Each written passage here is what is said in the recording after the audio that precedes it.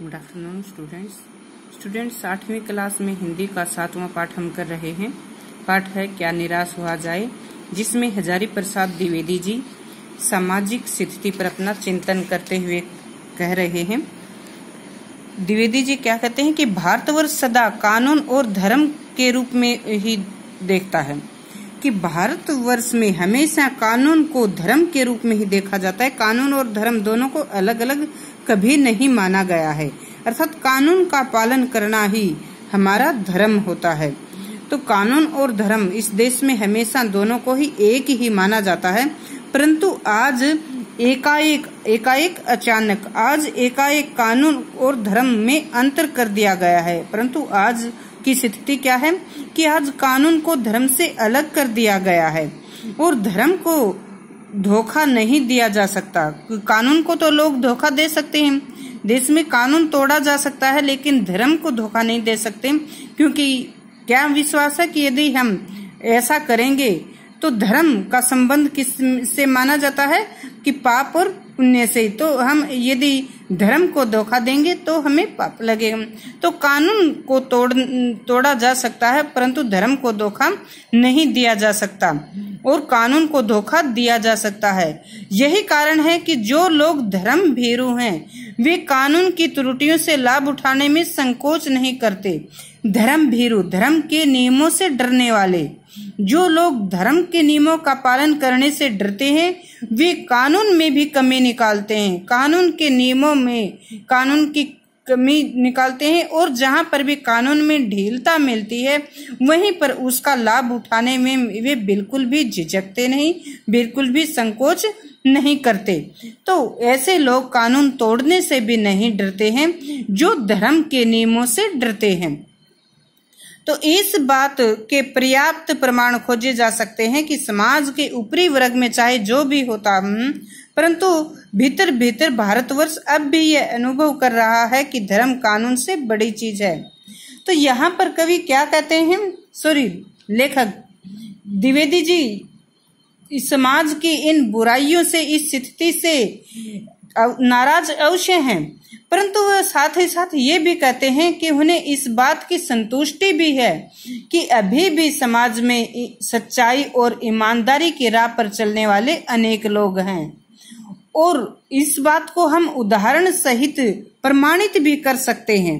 इस बात के पर्याप्त प्रमाण भी खोजे जा सकते हैं, इस बात को हम प्रमाणित भी कर सकते हैं कि आज भी समाज में सच्चाई और ईमानदारी की राह पर चलने वाले लोग हैं। तो यहाँ पर द्विवेदी जी कहते हैं कि ऊपरी वर्ग अर्थात धनी व्यक्ति और उच्च पदों पर आसीन लोगों की स्थिति चाहे जैसी भी हो, आज ऊपरी वर्ग कौन, धनी वर्ग, आज धनी वर्ग की स्थिति चाहे जैसे भी हो, वह चाहे किसी प्रकार से धनवान बनाओ, कैसा शोषण करता हो, परंतु आज जन साधारण जो वर्ग है, जो समाज का जन साधारण वर्ग है, वह आज भी यही मानते हैं कि धर्म कानून से बड़ी है। आज भी वे धर्म को कानून से बड़ा मानते हैं। आज भी सेवा, ईमानदारी, सच्चाई और आध्यात्मिकता के मूल्य बने हुए हैं। क्या कहते हैं लेखक कि आज भी समाज में ऐसे लोग हैं जो समाज में सेवा की भावना जिनमें है, आज भी ईमानदारी, सच्चाई और आध्यात्मिक आदर्शों को महत्व दिया जाता है।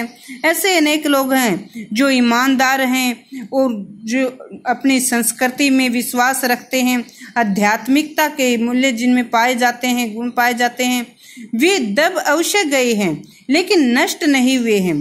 कि जो धनी वर्ग के शोषण के कारण ऐसे ईमानदार और जो सच्चे लोग हैं वो कुछ दब जरूर गए हैं, परंतु ऐसा नहीं है कि उनके अंदर की ईमानदारी और सच्चाई की भावना समाप्त हो गई है।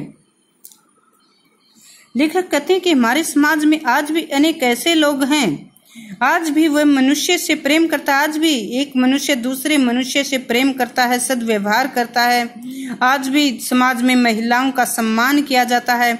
झूठ और चोरी को बहुत, आज समाज के अनेक ऐसे लोग हैं जो झूठ और चोरी करना गलत मानते हैं, दूसरों की पीड़ा पहुंचाना जो पाप मानते हैं, दूसरों को कष्ट देना, पीड़ा देना जो पाप मानते हैं। और हर आदमी अपने व्यक्तिगत जीवन में इस बात को अनुभव भी करता है। समाचार पत्रों में जो भ्रष्टाचार के प्रति इतना आक्रोश है, वह यही साबित करता है कि हम ऐसी चीजों को गलत समझते हैं। लेखक कहते हैं कि आज समाज में अच्छे और ईमानदार लोग हैं और समाचार पत्रों में इन सब बातों के प्रति, किन बातों के प्रति? चोरी, डकैती और हत्या, भ्रष्टाचार आदि के प्रति जो जनता में गुस्सा है, लोगों में आक्रोश है, असंतोष है, गुस्सा है, वह किस बात का प्रतीक है? वह ये इसी बात का प्रतीक है कि जनता और लोग जो ही इनको गलत मानते हैं। हमारा समाज इन सब बातों को गलत मानता है। तो इस प्रकार से हम निराश समाज में ज्यादा निराश होने की हमें आवश्यकता नहीं है। ऐसा नहीं है कि समाज से आध्यात्मिक व मानवीय मूल्य समाप्त हो गए हैं। आज भी हमारे समाज में अच्छे लोग मौजूद हैं।